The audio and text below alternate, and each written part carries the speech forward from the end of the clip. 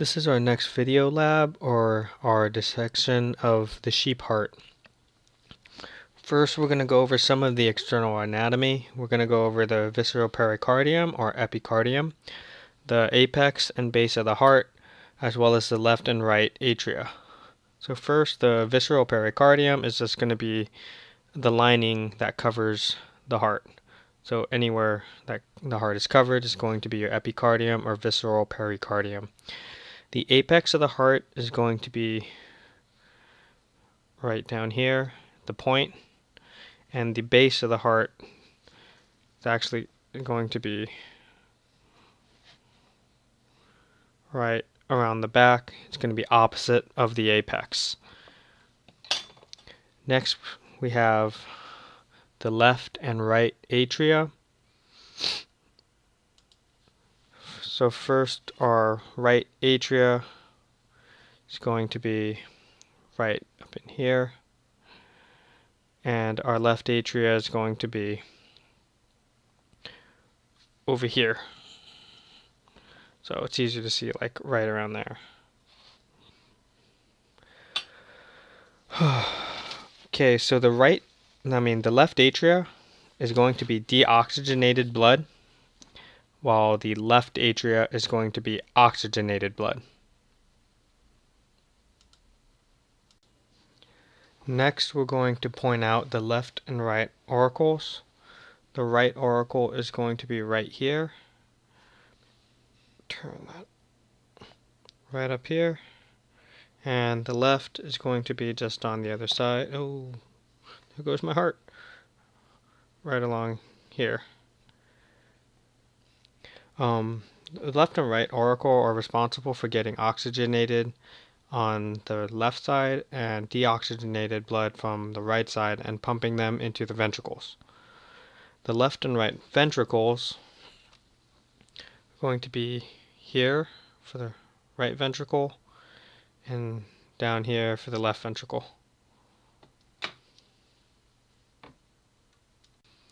Next up, I'm going to point out the interventricular sulcus. It's going to be right here. Inside is going to contain some of the coronary arteries which supply blood to the heart. Next, we have the pulmonary trunk right here. Blood in the pulmonary trunk is going to be deoxygenated and is going to travel to either the left or the right lungs after it splits. Next, we have the ascending aorta, which I have a probe sticking out of. It's going to be, turn it around, perhaps see it a little bit better. So we have our ascending aorta.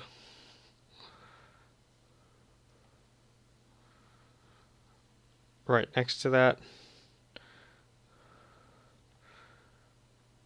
we have our brachiocephalic artery.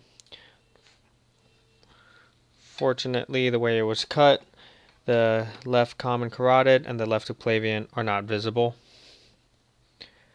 Next, we have the inferior and superior vena cava. So that's going to be inferior and superior vena cava. And we have our coronary sinus.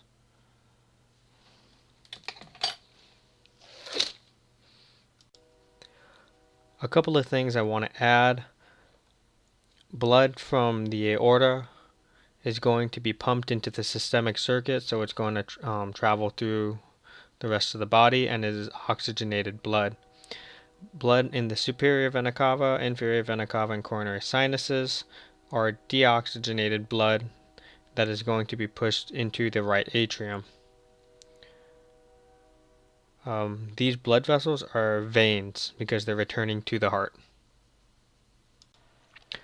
So unfortunately, I had difficulty performing the cuts mentioned in the lab manual, so I elected to perform a coronal cut or frontal cut of the heart, so that way most of the features of the heart will still be visible.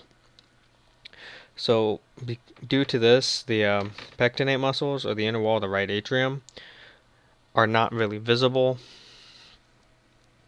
They would be either here or in here, and they're going to be like comb-like in shape or appearance. And again, due to the way that I cut the heart, they weren't able to be observed. Next, we have the myocardium of the left and right ventricles. So the myocardium is just going to be the muscle tissue inside the heart. So we have, the muscle tissue around, but more specifically, we want to look at the muscle tissue of the left and right ventricles. So it's going to be these areas, the muscle surrounding the ventricles. The purpose of the left ventricle being 3 times as thick is due to the fact that it has to pump blood through the systemic circuit instead of just the pulmonary circuit, which only goes through the heart and back. The lungs, pardon me. The pulmonary circuit, which only goes through the lungs and back. The systemic circuit, which the left ventricle pumps through, flows through the entire body. So that is why it needs to be thicker and the muscle is stronger. Next, we have the tuberculae carni, or the inner surface, which are the muscles that are going to be found at the bottom of the ventricles. There's going to be these rounder muscles in there. You could also see it a little bit. This one.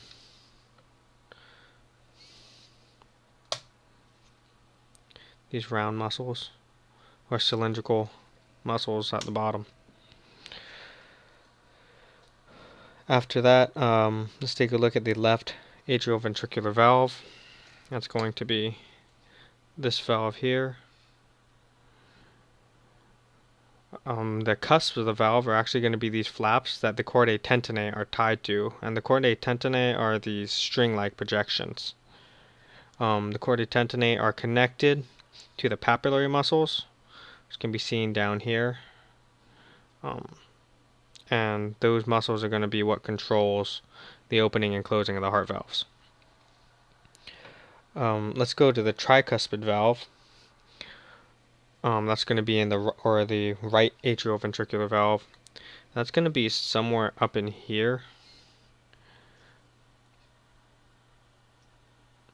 Again, due to the way I cut it, a little bit difficult to see.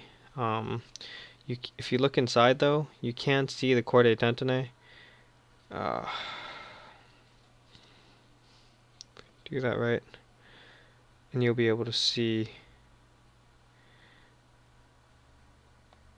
Go where they're leading to, and it'd just be the valve between the right atria and right ventricle. Next, we have the pulmonary semilunar valve. So this pulmonary semilunar valve is just going to be through there where the probe is headed.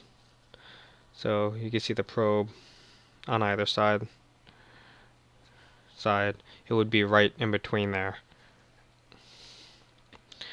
And after that, we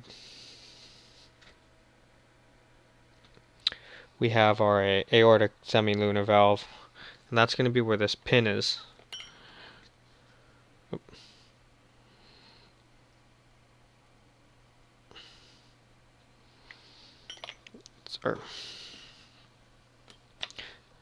Well, pin fell out, but it'd be right here.